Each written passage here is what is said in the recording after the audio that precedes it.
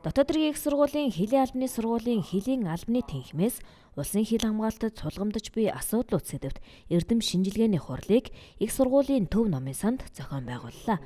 Энэхүү хурал нь хил хамгаалах байгууллагын баримталж буй бодлого, чиглэлийг хэрэгжүүлэх, улсын хил хамгаалтын өнөөгийн байдал, цаашдын чиг хандлага, орчин үеийн дэвшилтэт техник хэрэгслийг Хэлийн албанд нэвтрүүлэх, онол ба практикт тулгамдж буй асуудлыг шийдвэрлэх арга замыг судлах, эрдэмтэн судлаачдын эрдэм шинжилгээ, судалгааны ажлын үр дүнг турших зорилготой юм а.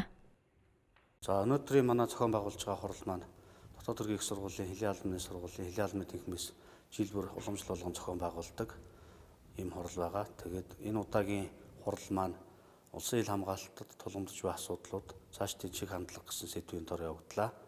За хуралд маань дотоод хэргийн их сургуулийн эрдэмтэн судлаачид, за хил судлалын магистрийн хөтөлбөрт хамрагдж байгаа магистрантууд, за үндэсний батлан хамгааллын их сургуулийн эрдэмтэн багш нарын төлөөлөл оролцлоо. Тус хуралд эрдэмтэн судлаачид 27 илтгэл ирүүлснээс 8 илтгэлийг шалгаруулж хэлэлцүүллээ. Тэргүүн байранд хил хамгаалах ерөнхий газрын Хэлийн цэргийн лабораторийн эрхлэгч магистрант Ахмад Туул, дэд байранд хил хамгаалах ерөнхий газрын хууль эрх зүйн хэлтсийн гэрээ эрх зүйн офицер Хошууш Наранбаатар, 3 дугаар байранд Батлан хамгаалахын удирдлагын академийн цэргийн стратегийн төвийн ахлах багш доктор дэд профессор Хурандаа Чойбатар нарын илтгэлүүд шалгарлаа.